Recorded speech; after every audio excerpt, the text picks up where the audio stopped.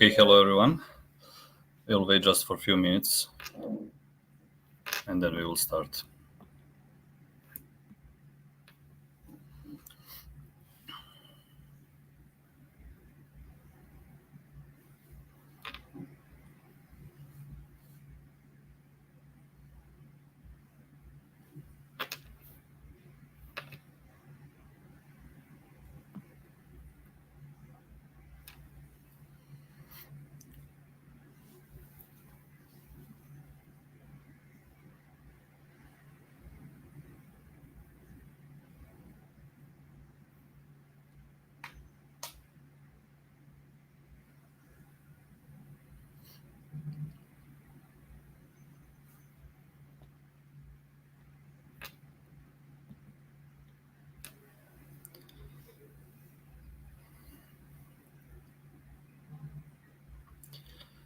Okay, so let's start with the new webinar from Simplify.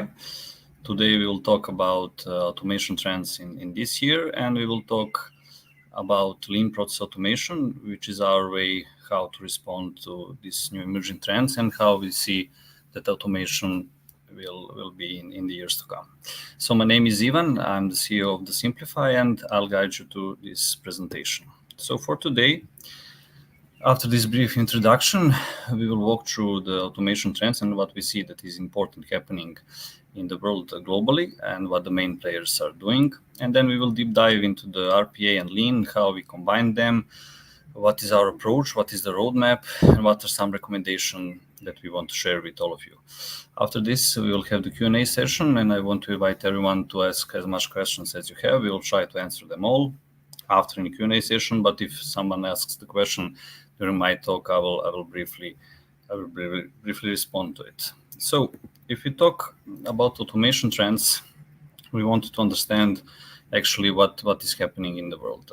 As you all know, AI is the world that is like we are all listening about AI everywhere. We maybe forgot sometimes machine learning, but actually in automation also AI and machine learning are the things that are hot topic right now, and all the main players are trying to actually implement them in their solution and trying to use them in order to bring better automation or to make automation easier for the customers and for the clients all around the world.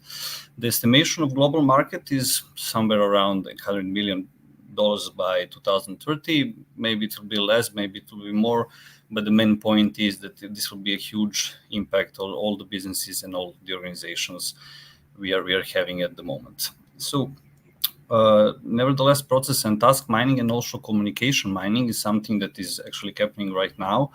And it also uses AI and also using machine learning in order to understand better how the processes inside the organization are functioning, what we don't see actually, because if we are looking at high level perspective of our processes, we sometimes don't see what people are doing, what are auxiliary works, so where we have waste, what people are actually doing when processing some tasks. So process and task mining and communication mining is there to help us to better understand and to boost the automation per se in everything that we do. What is actually new are the regulations in AI. So we have the newly standard, it's a AI auto management system. It's actually ISO 42001, and actually we have also the standards that are following it, explaining much more precisely how we should implement it, what we should do with it, and how can it help us to actually build a framework in which we use AI and how we use AI in responsible way. Also, we have AI Act, which is live now. So all those regulations and standards will for sure impact the development that we have right now, which is extremely in its speed, as I may say, and it will maybe slow down a little bit and maybe put some different frameworks and the things we are going to see in the future. We in Simplify things that ESG automation, for example, carbon footprint automation, is something that will be a hot topic because most of the organization really doesn't know how to implement this, and they never actually thought about implementing anything related to carbon footprint or to ESG or to anything related to environment issues. So we think that in order to implement it much faster, it's better to start with automation. So when you go into that direction, and you should go there by 2025, for us, it is much better to, from the beginning, implement automation. So you will have at the end automated processes that are going to actually bring live the reports and what are you actually having in a way of carbon footprint and how you are actually impacting the environment as a whole. What we can see from the industry perspective is that from last 5 years or last maybe 10 years, we always wanted to automate internal processes, and we are still automating internal processes. But with AI and with the technology that we have now, we are slowly shifting to automation of customer experience. So now we are able to understand much better what customers want, like those data.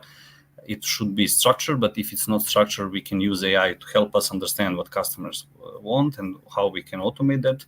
So we believe that in next 3 to 5 years, the focus will not be on internal processes, and it will be moving totally towards customer experience. And we, of course, have a lot of chatbots that are using AI, which are today very live, and you probably are talking with a bot every day, but maybe you don't understand that this is something that is really a hot topic at the moment.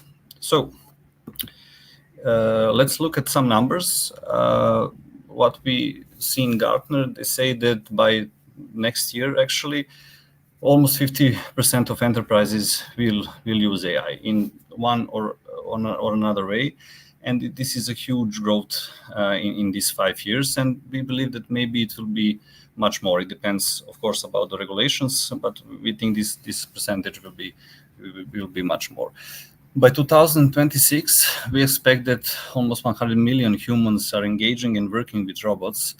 And if we look at our industry and what we see in Simplify is that actually we had so far almost 600 clients, and all those clients are using some kind of bots, some kind of robots in some of their processes. So we are already having that. So we think that maybe this is overestimated, and that we should have a different number here in years to come. But also it depends on how we fast are going to use and actually gain some advantages of using AI. What is actually very interesting is that Gartner is predicting by 2027 that nearly 50% of new application will be actually built by AI. So that means that you will not need any developer. You can have no experience or no knowledge in development, and using the no-code or low-code application, you can actually ask AI to build your app, to build you the robot, to build you some kind of automation process, and it will actually going to do that for you. I'm not sure about this because we still have people who doesn't know how to use Excel. We still have people who doesn't know really how to use Outlook, Word, or any other tool that they're using every day. So I'm not quite convinced in this citizen development approach and that everybody can make an application or both. But this is something that is a trend now, and I'm sure that all the major companies will for sure are going to make this maybe popular or marketing in that way that you can make your own bot very easy. For sure, it's not very easy, but it's much easier than it was 5 or 10 years ago. So here we wanted to see what two main players are doing. So first, we kind of grasped it to the UiPath as the Gartner leader and the leader in the market, and we understood that actually now with process and a little bit of task mining and communication mining, and actually by using LLM models, they integrated inside their automation platform something that actually can help us automate customer experience. This is something that I already talked about. So we can say that if you want to get a loan from the bank, then you send some requirement, then they process it, they talk to you, they give you some information, you give some information. It's a quite non-structured and confusing process. By UiPath is claiming that using a LLM and using their automation tool, in few iterations, you can make a bot that is actually smart and that can actually automate the whole process end to end. We see here a big potential, but also we know the situation in the banks that is happening right now. So we actually know from the projects that we have, that especially for mortgage loans or for any kind of loans, there is a huge number of rework, there is a huge number of mistakes. So we also have one or two clients, they have like a Six Sigma score below 2 for processing these kinds of loans. So for them, this is a huge step to take, and there is a lot of work to do in order to implement this solution that UiPath is actually marketing here, and they think that this is working. Also, what is also important for this, of course, this is working, and if you invest a lot of energy, time, and knowledge, you could do this, and you could have the end-to-end automation process. But we are not currently in our organization measuring how many times people are making errors, how many times people are making mistakes. So we actually don't know that. Actually, we're not using any kind of Six Sigma tools. We are not using it like in the right way in order to understand, for example, if somebody is processing something for 10 minutes, how many times he is doing the rework, because we are always looking at the output. So why am I saying this? Because people tend not to believe that this is actually possible, so that actually you can use AI, and they always make suggestions that it will make mistakes, it will do this, it will do that. So our opinion here is that it will for sure make mistakes, but if you compare it to how many times human makes mistakes, this is a quite good number. And in years to come, of course, AI will learn a lot more, and with machine learning, I believe that in 2 to 3 years, we can have a purely automated process and even done much better than the humans. And of course, here we are talking about not just errors, we are talking about time. So we all know that there are some banks that you can like have a cash credit loan or like any kind of loan for less than 10 minutes. They're not, they are very rare, but you have them on the market. And you have banks that you can like take a loan, but it requires you 10 to 15 days or maybe 2 months. And we really believe that the speed is something that will change the industry today and of course in the future. So everyone who is going into that direction should like take this into like consideration and try to implement this, because it will actually extremely boost the speed and the customer satisfaction. The next big player, of course, Microsoft, I think has a big leverage of using AI, especially because of ChatGPT. And now with the Copilot, which is officially not live, but live for someone, it really is going to change the game regarding process automation. Of course, this Microsoft Copilot connector to Power Automate will enable us to actually have very easier development of the bots that we used to have, because you could actually talk to the Power Automate. How it looks like, you see on this picture, you will have actually a chat, so you can chat with the Power Automate. You can actually ask a question to build this, to delete this, or you can ask it to check if everything is okay. If you don't know how to do this, you can also ask it to do it for you. We didn't see this in practice so far, but we believe from everything we know that for now, maybe it will not change the developers. I believe it will never change the developers, but it will for sure dramatically change the time required to automate a process, and it will standardize things in order to have them like purely automatable in the future. So if we see this, like Microsoft and UiPath are like live with using of machine learning and AI. Other players are there. They don't have anything live yet, but we know, because we are working with them, that they are all implementing all kinds of things in order to like use the full potential of AI in the process automation. The next big topic for me is process mining, because it combines like AI, machine learning, and NLM, and in order to make the process intelligent work. And we think that like all the processes that we are seeing now and that we are doing manually, like business analysis and all the things that we try to do as humans, with the help of AI and with someone who can track like 24 hours everything that is happening on your computer and the computer of your colleagues. It can really give us insights that we maybe don't know, that we for sure cannot capture in the time frame that we have, and it for sure gives some intelligence that for now you will need to have fully skilled people and extremely experienced people in order to have those kind of insights from your process. What is also interesting is that 80% of the companies are already motivated to integrate a process mining tool, and we know that probably in our market, almost 5% of the companies is already using process mining. So we believe that in a few years, like 3 to 5 years, almost every company will have some kind of process mining integrated inside their daily work. Of course, we are talking about service processes or service industry. In manufacturing, it's a little bit different story, but of course, in manufacturing also process mining can help us in understanding what is going on. What is also interesting is this industry is growing like by almost 50%, and we believe this will make a huge impact of the way how we work, how we automate the processes, and what is actually going to be the main topic in this year and in years to come. What we wanted to show here is one of the process mining tool. The name of the tool is Scout. It's from the company Sirocco.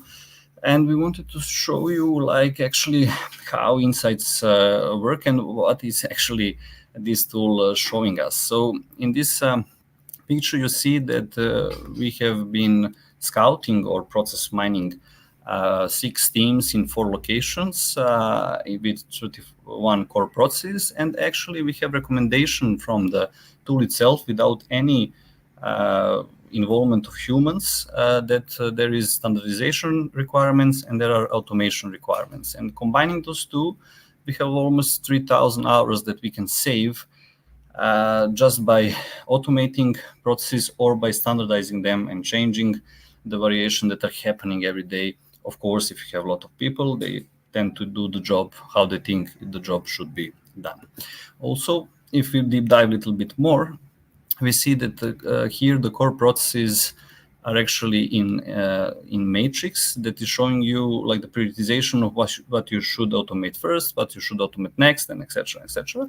And it's giving you the recommendation of what actually you should do. So it's like build an RPA bot. It's very strict. So for this process, this tool conducted analysis and it said that this process is fully capable for automation and that you should go into the automation of the process itself that is here. Also, what we can see on this picture is that Scout is trying to catch like all the lean things, wastes and etc. in ancillary work, which we can relate to the work that is actually waste, but we still don't know. So I believe in next year's Scout will be working on like implementing the lean mindset here, so we can actually understand a little bit better of what is ancillary work and how we can change this and standardize this in the future. Also, as you see, the process is fully mapped totally automatically, and you can export it and make the SOP with all the print screens and all the things you need as a developer to do the automation of the process. And you can also export the process modeling, user training for someone who is new and someone who is starting to work in your company. And also you can actually get the preview of the code for UiPath, Automation Anywhere, and Blue Prism for now. So actually, process mining is giving you almost everything you need from your point of view to understand the process, to fix the process, and at the end to automate the process. Okay, so those were the trends and everything that is happening right now on the market. What we are trying to bring, as we think a little bit combine a new approach, is a lean process automation, and we want to combine the lean mindset, the lean understanding of the things that are going on inside the organization, and the automation and the technology that is already there and that is actually very much in today's work of every company. We want to say that we think that we need a little bit to go back to basics. So here is a classical SIPOC approach. where we wanted to show that for now and for past like 5 to 6 years, we were been struggling in automating the process itself. And we were been struggling in understanding how the inputs should be and must be structured in order to be able to automate the process. And we were keeping somewhere between process input and trying to make output like the client would like to have. Internal or external client, doesn't matter. What usually we didn't think of is, do we need this process at all? So why we need this process? What customers actually wants? What client is here about? So is this input something that he really wants? Are the requirements there? So we can say, okay, he get a loan, but did he get a loan for like 1 day or for 10 days? Is this something that we have inside our process as a metrics? Do we make this as a KPI? Are we measuring it, and etc.? And also, we kind of didn't be able to automate things related to suppliers and to clients because they don't tend, especially suppliers, they don't think that they should move, change, or actually do anything for us to be able to automate our process because we have input from their side. What we have now is that AI is just, I will say, another tool that can actually streamline our process end to end. So by using of AI, we could actually automate the front and the back of the process and get the info and insights we need to automate the process itself, if the process is something we need. So first of all, we need to bring it into the lean mindset and understand is this something actually that we need, and what is the output that we need in order to little bit think before automating. So what we've seen so far is that most of the technology companies and companies that are purely technological are using just the RPA approach. So they come there, you have a problem, the problem is identified as an automation potential, they automate the process, and that's it. Here we are actually having the issues of automating unnecessary activities. We are limited in recognizing economy of scale, and it tends to be error prone because we don't know what we automated. We just have some manual work that we are like, if we go to our like usual business analysis, we say, okay, this is something that can be automated, and we automate it. So this approach is okay, but kind of didn't bring the full picture on board, and we don't like to use this approach only. Nevertheless, if we focus only on Lean and on Six Sigma, on understanding how processes work, on understanding how we can get it to the Six Sigma level of 6, we might forget how technology can help us here, and we might forget that we can skip or change some things by doing automation first and then applying the Lean and Six Sigma methodology. And also, if you focus just on task automation, it's very limitless and it is not bringing end-to-end approach here. And of course, in all of these approaches, we are lacking of people. So we kind of trying to move people from this process, automate it, and then bring people back. And this is also not good. We need to have people who are working in the company all the time with us, who are actually able to understand, to change, and to upskill in order to work in a different digital environment, because so far we are actually working in a semi-digital environment. Why I'm saying this is, for example, I had the opportunity to buy one ticket fully online for one trip, and it's perfect digitally processed. It's extremely fast. Everything was very nice. I get my QR code, like my ticket, and I was very happy. And then I approach to the desk where I should go to actually to go to travel.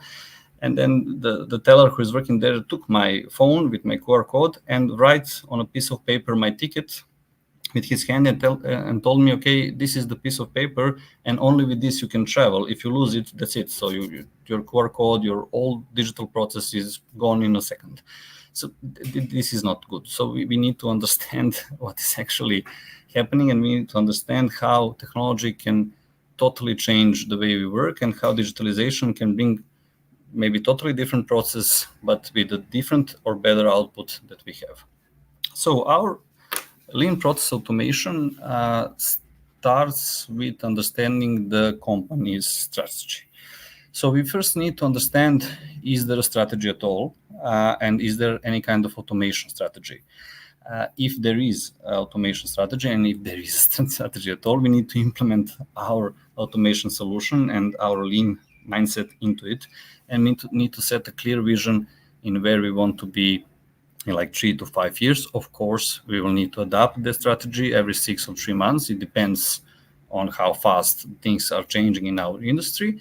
But when we set this, when we have a clear vision and how this our new strategy is actually combining and aligning with the company strategy, then we can move forward and like look at the business itself. So what we need to understand, and when I say business itself, is how the business is making money, how the business is making profit. So this is extremely important for us. So to be able to understand how we can make money faster and cheaper, and how we can scale the company using the automation, and then we can understand and see, should we automate internal processes, or we automate processes related to clients, or processes related to suppliers, or we do this or we do that. It depends on what company we actually do in like time frame from 3 to 5 years, so that we integrate the things we are doing into the vision. Here, extremely important is to keep people involved. So if we don't have people involved in this process, we might have like extremely wrong approach here, and we might like have a lot of work and a lot of knowledge invested in nothing at the end, and we will automate something that will actually not be there for 3 to 5 years, and company would not need it. So we like wasted all of the things at once. After this phase, we are approaching the discovery phase. Discovery phase is something that we look at how we should understand. This is understanding the potential of automation in one company. So we look at all the processes inside the company, everything that is done, and understand what is the fully potential of automation in scale that's aligned with the strategy, so in 3 to 5 years. And we have a rough estimation of time that can be saved, of scalability, and of a new, totally different system that will be set after we finish with our automation and lean approach.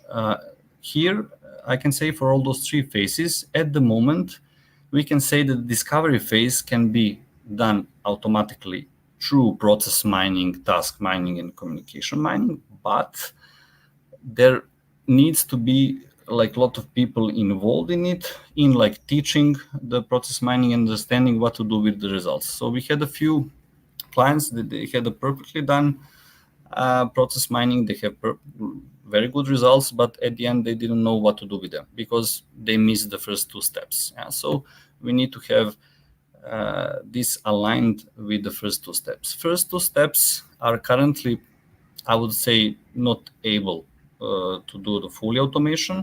We can use AI to help us understand the strategy, to help us understand how to align, to help us understand the business. But at the moment, it cannot be automated.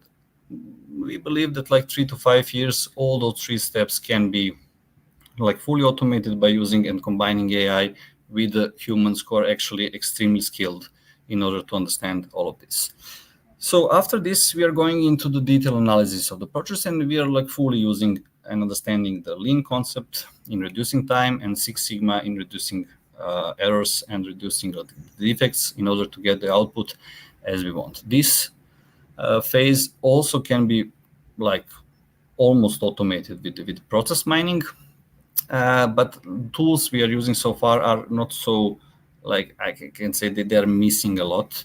So here we need to have people fully involved, and we need to upskill the people before this phase. So if we don't upskill the people, so if they don't know what lean is, if they know what are the principles, if they don't understand the process approach at all, if they're still in silos and etc., if they don't understand Six Sigma as a whole, and especially if they don't understand automation, this 4th phase will go nowhere. So first we upskill the people, and then we get going into the lean and Six Sigma approach.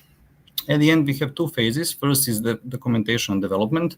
So far, it was manually, combining what we already saw in this webinar, like process mining, communication mining, Copilot, UiPath, what they have. We can have this almost 50 to 60% automated, and then we are going into the development phase. As I said, I don't believe that like all the knowledge and all the skills from the development people will be automated in near future, so we will need them, but it can be much faster and much easier. Also, here what we are trying to do is to keep people inspired, because this is the hardest phase. Okay, so when you go into the actual implementation, a lot of things are changing. People are seeing this from their perspective. Maybe they're not aware, they don't see themselves where they're going to be after the automation. So here we really need to stick to the people closely and to inspire them to the new digital environment that they will work in, and they will have a better results and everything that is going to follow. The last maintenance and continuous improvement, so far it's like a purely human phase, especially continuous support and continuous improvement.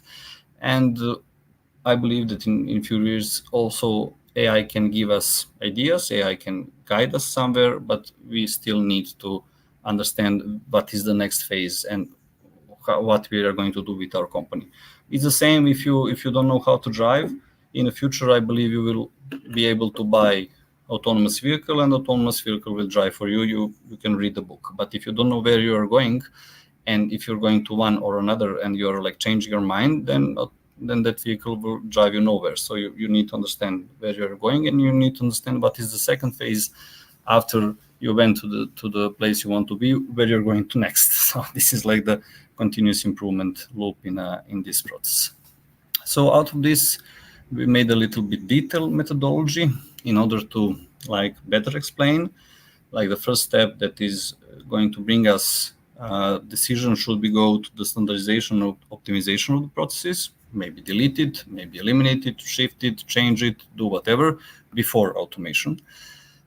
Because of all the examples we have of automating something that is purely have no any value to the client, or you automate something that actually is the same as before, but it's now in digital form, which also doesn't make any sense. So when we finish this loop, we are going into the development phase, and here after the monitoring, change request, and debugging, we have the continuous improvement, which we consider extremely important with the analysis improve, especially training and mentorship, in order to keep humans in the loop, upskill them, and forcing the change management, because we need to change in order to build everything this. When I said we need to change, we need to learn new things. That's what we're thinking here, and people need to get used to new things and how they can help them in like performing their work, and how they can really be better in their work by using automation things. For the end of this story, we see future of process automation, of course, in AI loop, but we want like to emphasize that we really need to bring back the understanding of the processes itself, and we need to have like fully data ability, integration, cost efficiency in our mind in order to use the potentials of AI. We know from the projects we are doing all around the world that mostly companies, or maybe 20 to maximum 30% of the companies, are fully understanding their processes, have the streamlined processes, have all mapped, understand what they're doing, and then going to automation. Why? Because they didn't maybe need this. They had the good results, they had a good profit, and they didn't care about the processes. But if you want to automate the process, first you need to understand what the process is about. So like in order to use all of this, we need to get a little bit back, use the lean, use the process, and then go to automation. And of course, at the end, continuous improvement is something that must be there. We can like slowly and like in incremental phases go through all of these phases, and there is no end. Like when we finish our first roadmap with a strategy and everything, after 3 years we build a new one and we go into new direction, and hopefully we have a better business that is using a lot of robots, AI, and other things we have on the market to help us like bring more value to all of us, and that we have time for different things, for like imagining, thinking, and making some innovations, which is currently, and I believe in not near future, possible with AI tools. Okay, so we are like 5 minutes before, and I would leave time for questions and answers. Let just me understand the questions.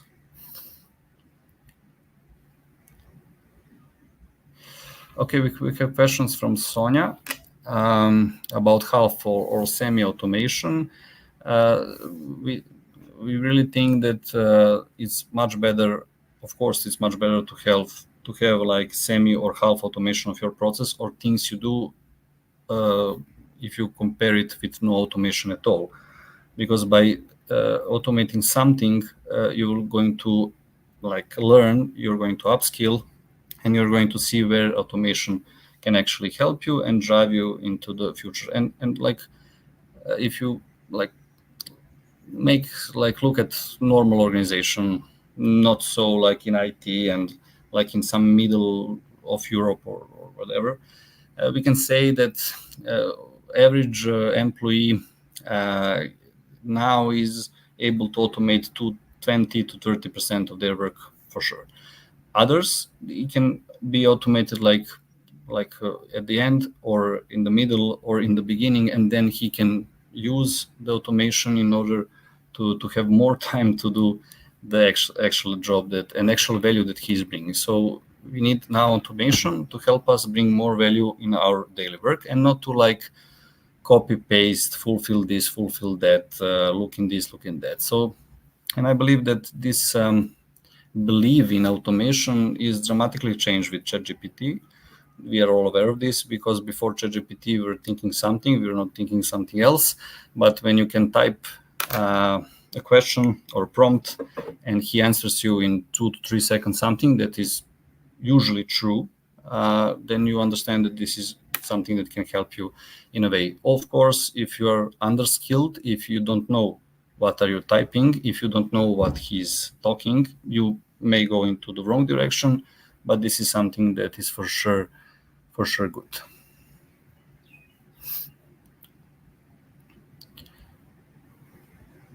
Any other questions?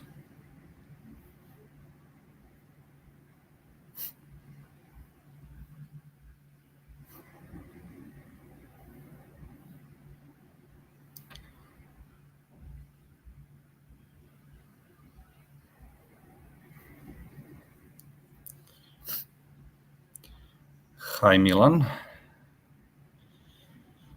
Just let me read the question, sorry.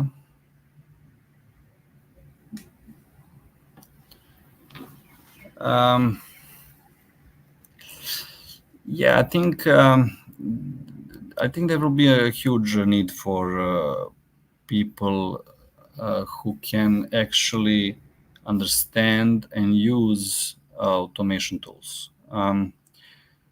Probably in RPA world, not a lot of like core developing skills, but like using AI prompts, low code automation, and actually understanding the business itself, understanding the process, understanding what actually we are doing is something that will be in huge demand. And I think that every company would need someone who understand both, but it's like very hard. So you need to learn to like do the development of RPA, and you need to learn the business of the process itself, and you need to be experienced like before, like to be in the industry to understand what is going on. But I would suggest that all of us should upskill in a way of understanding how we code or how we develop any kind of like automation tool, bot application, how these things works, and we need to actually upskill us on the business mind and understand why we have that application, why we have this program, why actually we need all of this. Like if you're talking, you mentioned about sectors and industries. So far, we have the most experience in like service industries, like banking, insurance, logistics, all the things that are done mostly on computers, and all the things that then where the time is very important. So I can say all the transactional processes, because if you, for example, want to order something in one logistics company, need to process this order one day, and another logistic company need like 5 minutes, you will choose this that need 5 minutes because all the things are the same. brand is not going to be so important in the future, because somebody will be faster and somebody will not be faster. So that's the main thing. And I also think that there is now extremely good potential for all of people to learn and to learn for free. Like you can, if you want, go to Stanford, Oxford online, if you are able to. And this is just up to you. So if you want to change, if you want to learn new stuff, I think this is something that will be mandatory. And if you're looking to what like the main players, as I mentioned them already, are doing, is the concept of citizen development. Citizen development is a normal employee who is able to develop the robots that can help him work. And in order to do this, we need to first learn a lot of things. Hi, Nevila. Thank you for coming. Thank you for question.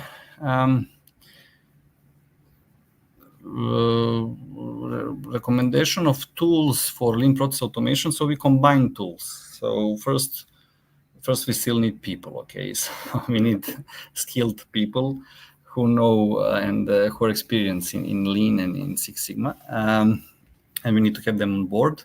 For the tools, we said like process mining, we can recommend Scout, and for RPA, we can recommend Microsoft Power Automate or UiPath or Robotic AI, Automation Anywhere. It really depends of like lot of things, environment of the company, and all the others. And like if we say about SMEs, this thing, like if you look like 4 to 5 years ago, this was like enterprise story. Okay, now because all the prices decreased by a lot, so you can have your own chatbot for less than $100 license price, and if you know how to develop it, then the price will be that. And you can actually implement a lot in small and medium enterprise. We also had like if you're looking at Simplify experience, like 3 to 4 years ago, we always have a big clients. Now we have also very, very small comparing clients, like less than 50 employees, but we can automate the processes that they are making a big issue or a big problem, or they take a long time, or they're bottleneck, and it can help them like really have and bring new value to them. The last thing on your question, we really don't know where AI will evolve, but it depends really about regulation, what we are going to actually put inside so he can learn and then give back to us. But I believe that it will be able for like a very small companies, like 5 to 6 employees, with the help of someone, to actually develop the automation processes by themselves. And it will be, if you compare it to 10 years or 20 years ago, it's extremely cheap. Like the prices are going extremely down.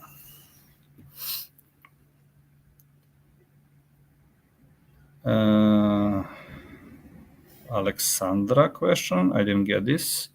Sorry if I don't see some questions, because I have this board here. I see just 3 for now. Can you use the automation process for companies in certification accreditation business? Of course. Like, for example, because the other part of our business is extremely involved in management systems, and we really believe in this, and we know that like every management system is based on processes. That's the main story. But there is a huge gap in certification and accreditation bodies in using technology. So we still have like certification body that is using pen and a piece of paper in audit, and then retyping this, and then retyping there, and then making a report, and then whatever, like we are in 1985. So I don't really understand why this is happening, and why they are slow in changing. And I think the first certification body who really implement full automation will have a huge success on the market, because the potential for automation here is extremely huge. And also using of AI is if you know if you are skilled, even now, if you're using ChatGPT while working, it can help you a lot. Of course, ChatGPT make mistakes, but you have your brain and understand that this is not good. But the time needed for the process is dramatically low. As I said, still don't understand why, but I believe in next 2 to 3 years they will realize that the world is changing, so they need to change as well. Thank you, Nabila, for the question. Let me see, is there any other questions?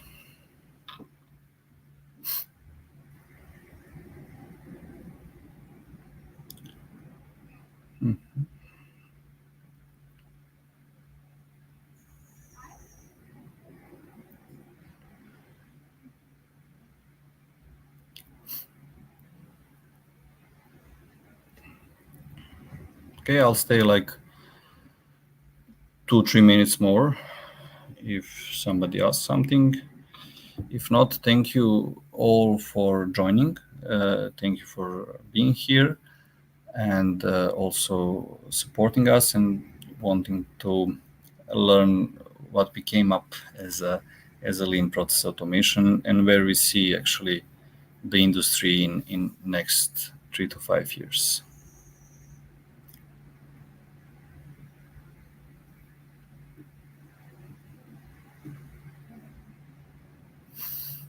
Okay, I have one question more. So in Germany, people are extremely worried with privacy. Do you think things may? Yeah, okay. So yes, they are. But they are extremely worried about a lot of things that other people in other parts of the world are not worried.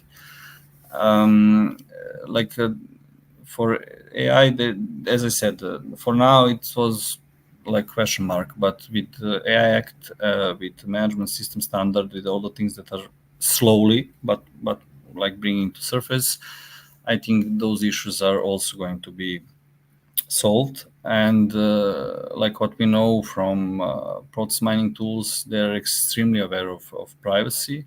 They're extremely aware of GDPR. They're extremely aware of all the personal content. They are scrambling it and etc. So this is something that is going to be take care of, and also that's a perception of what you actually want. Okay, so if you want to use Google Map, Google needs to know where are you. So if you have a problem with this, then you don't use Google Map. So it's like you can choose. The main thing in democracy is that you are able to choose. Do you want somebody to follow you or not? So if you want to use something, there are the rules. You accept it or deny it. The problem is when nobody asks you. That's the problem. But I think that those things are going to be solved in 2 to 5 years, because you need to align all the different country, all the different legislation, and all the different mindsets and etc. Thank you again for the question. Okay, thanks again so much. If you want to contact us for more details, here are emails and websites in our office in Belgrade, in our office in Dubai, in our office in Madrid. And I hope you all be here for the next webinar. Dragan is going to be here with us, and I believe to bring some very insightful details and new learning for all of you.